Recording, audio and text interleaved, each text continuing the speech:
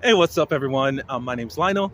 Hey, I'm your host for L2 Productions, and you're watching I Watch You Watch. We are covering Love and Marriage Huntsville, Season 5. I believe that this is episode 27. Whew. Yeah, this has been a long season. I do appreciate everyone for coming to my channel. Please like and subscribe to my channel. You can share this video also and leave your comments. Either comment on the episode or you can also leave your comments regarding my commentary. Um, all I got to say to some of you all, you may not like me after some of the things I want to say, but I just got to call a thing a thing. Um, Especially to the ones that don't like the Scots. I don't like them. However, I'm going to be as truthful as what I see, and it's not good. And Stormy and Courtney, y'all effing up.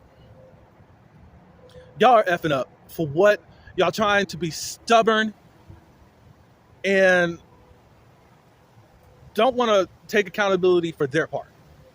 And you're like, well, what am I talking about? Marcel started all. Yeah, he did. So why are we in this place right now? Is it because of them?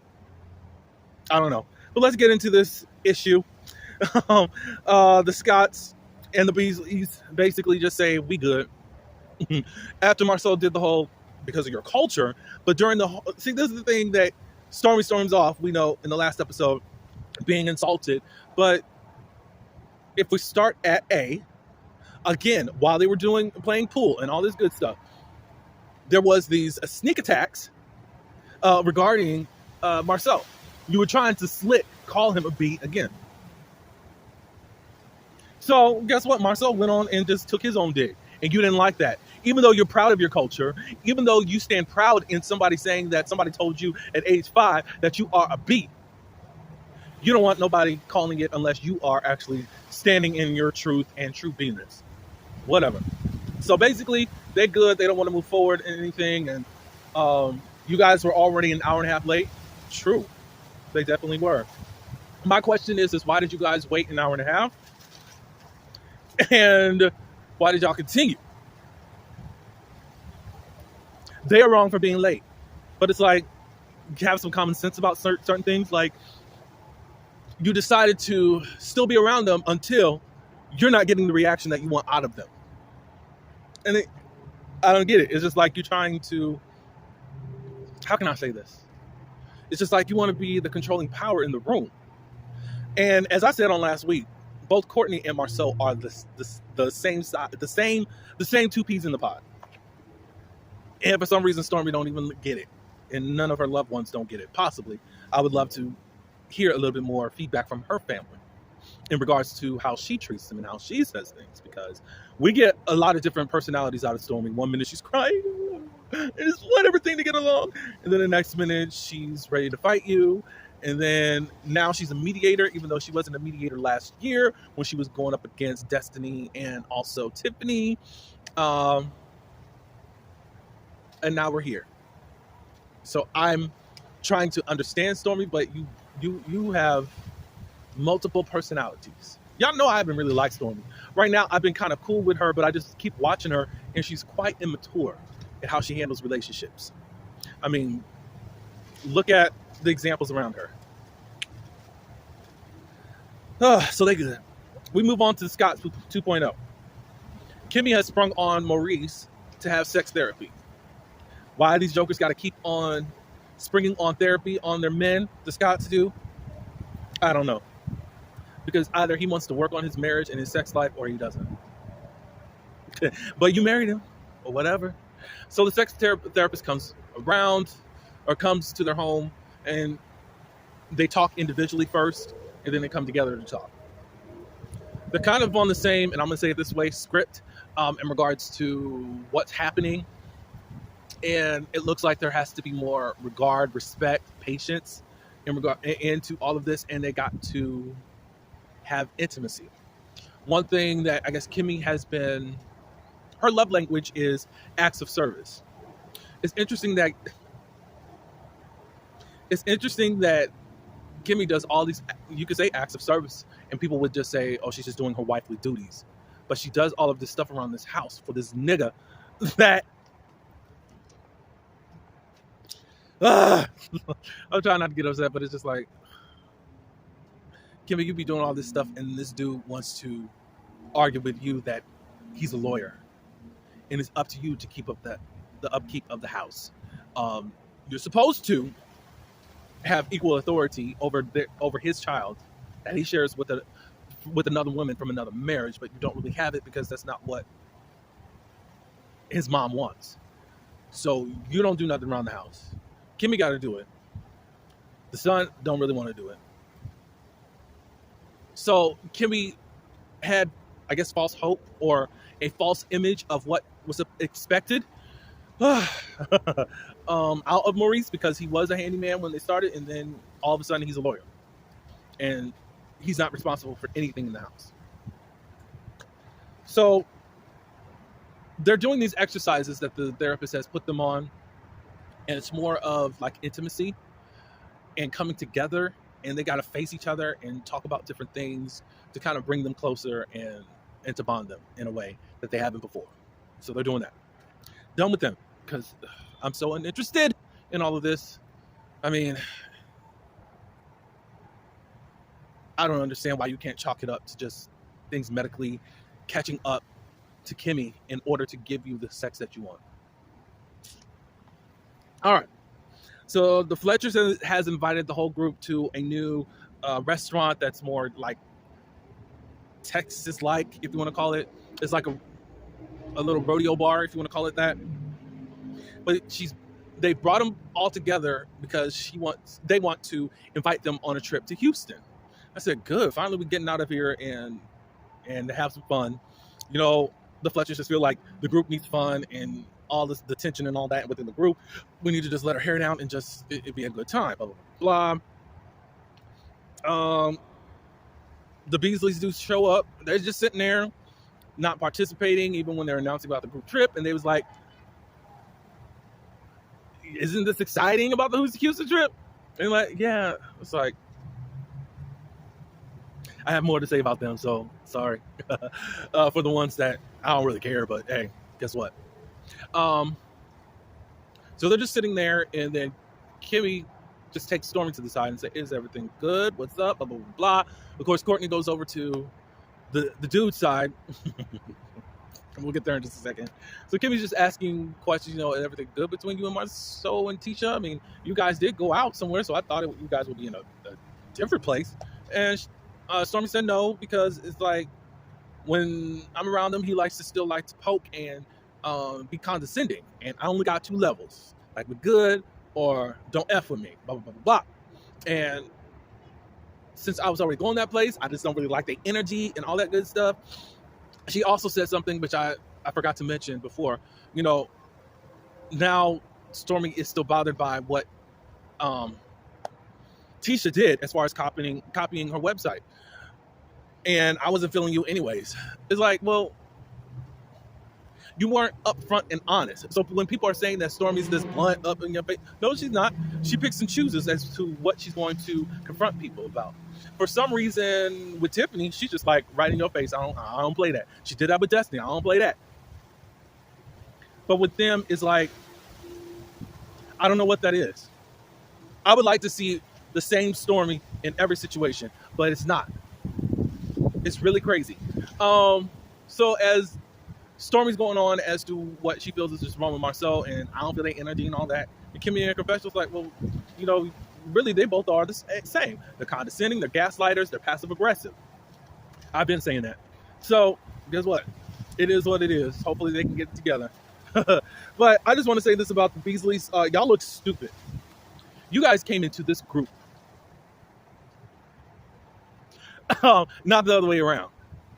And Stormy, you haven't spoken to Mel since the beginning part of season 5.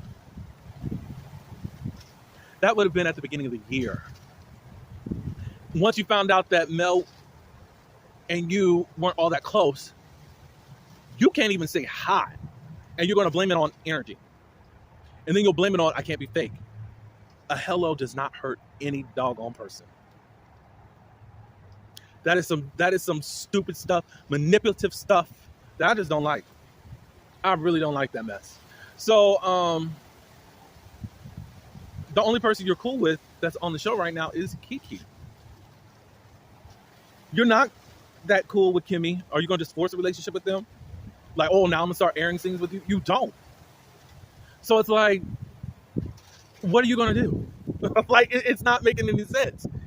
And since you're cool with Kiki hardly gets any scenes. And I'll have a different video later on. But Kiki's scenes are about her cousin. We don't know anything about her life. We can't even hear about the Crime Stopper thing. She keeps saying that she's innocent and she can't wait to tell the whole story, blah, blah, blah, blah, blah. But we hear one little sentence about they're moving, and they move for their son to have a better chance at getting a football scholarship. That's all you have to film with. I mean, you can film with your husband, but all y'all do is go back and forth about that. And okay, we're not even seeing your family anymore, like I think we should be seeing. So you look stupid out here with your energy thing, and you need to take accountability for the stuff that you do. And then we can blame the Scotts for everything. Tisha's so stupid also because she is prideful, as I've said last week. Now she's like, well, Stormy, I just don't get why she's telling other people like Mel. I said, well, Mel didn't even tell her. It was your cousin. So, like, why did you have to tell her? Da, da, da, da, da, da, da, da. Like, if you had a problem, you could have came to me. Like, she did, but then you brushed it off and all this good stuff. And then she acted like she was okay. And then it's like, okay, whatever. It's like, again, Stormy can be thug to whom she's going to be thug with. And then other people, she's just that passive aggressive way. What else is going on?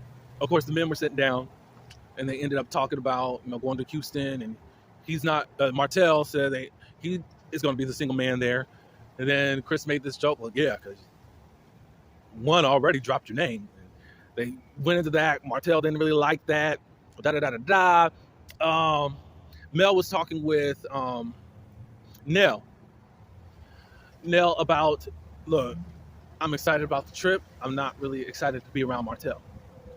And even with the room situation, I want my room the farthest away from him and with a lock. And that's for her boundaries and all that. I can't tell someone, I don't know how she feels. I don't know what all she's been through. I'm going to trust that she needs that type of security right now, and that's just that. Because Martell's been coming to scenes as if he hasn't been doing things.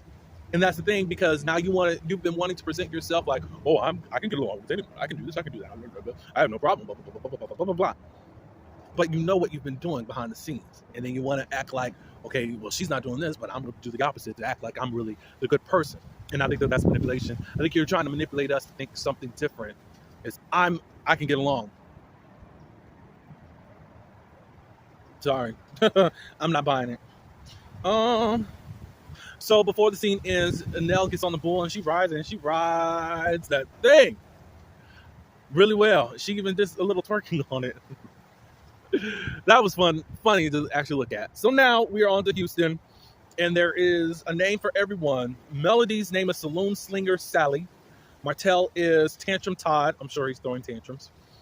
Marceau is Sloppy Pete. Tisha is Grumpy Gus. Maurice is Curly. Kimmy is Whiskey Lips. Courtney is Wildcat Willie. Stormy is Twitchy Trigger. Chris is Rusty Razor. And Nell is Juggle Spurs. The Fletchers arrived there first. They wanted to be there anyways to just be great hosts. But they also wanted to pick the rooms, and they're trying to figure out where they can actually be accommodating to Mel and what her request was and all that good stuff. Mel arrives. Chris was already with the jokes concerning Martell, and she said, look, one thing I just want to know, I just have some boundaries. I don't want to joke about us or anything, whatever's in the past. Because you know how long that they've been, oh, we want you together, or we think you guys are going to get together. No. There's a fine line that she has to cut it off now. She's cutting the head off by the snake. And I think that that's great, because it's like people can still use you to be the joke. And that's not how it's going to be. Martell arrives. Of course, he's in the confessional. I don't have no problem speaking, blah, blah, blah, blah, blah. Martell ends up saying, hi, Mel. Mel already is walking off, and she just puts up the deuces sign. Again, we don't know what's going on behind the scenes, and we act like everything's okay. And yes, I did say earlier that it costs nothing to say hello. I don't know the level of harassment that things are at this point. That's why I'm giving her a little pass that I normally don't give. Um, Scott's 2.0 and 1.0, they come in.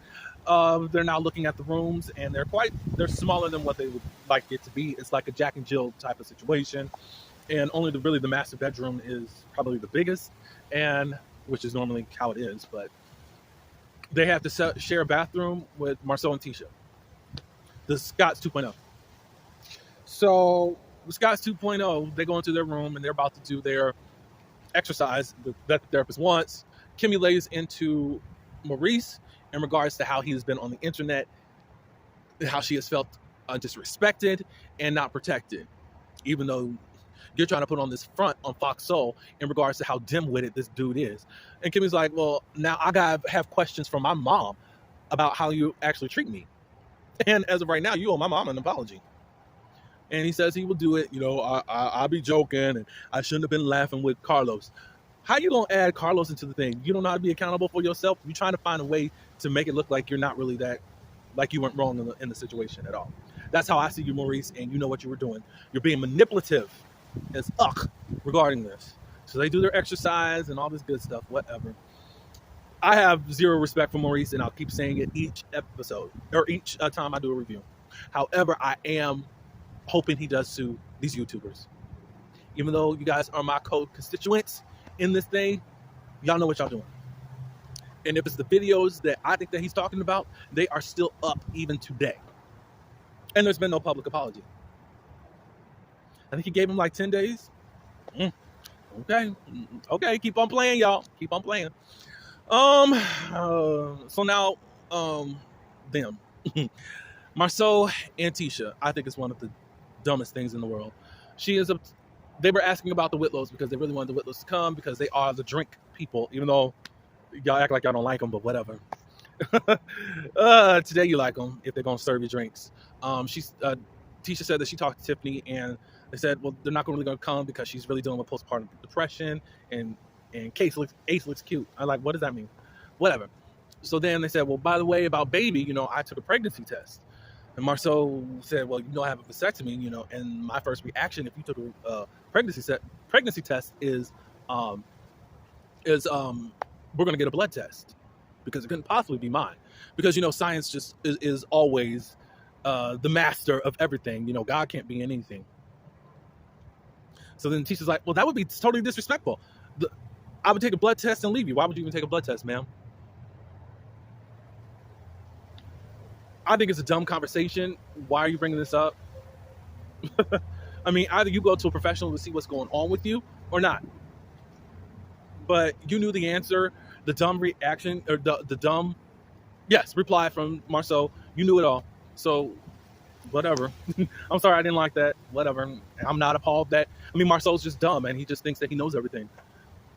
He's not all the way dumb, but today he's dumb. And you knew the reaction you were going to get. Everybody even told you how he was going to react. So the last scene, the Fletchers was like, well, I got a call from Kiki, and she wants to come down here, and I told her yes. Oh. Okay, so I guess we're about to find out all the shenanigans that is happening in Houston. I know that there's been rumors and all that have been leaked on certain channels. I don't know because I just know it's out there that somebody knows what happened in Houston. And I guess we got a few weeks to figure out what's going on, and we can go on to this finale and reunion, and that's just that on that. But that's all I do have. The biggest portion of everything is Stormy, you're wrong. Despite of how I feel about the Scotts, you're wrong. And how you want to just move in this group, y'all look crazy. And all I can say is get it together. All right, please leave your comments. Also like and share this video. Subscribe to my channel. Until the next one, peace.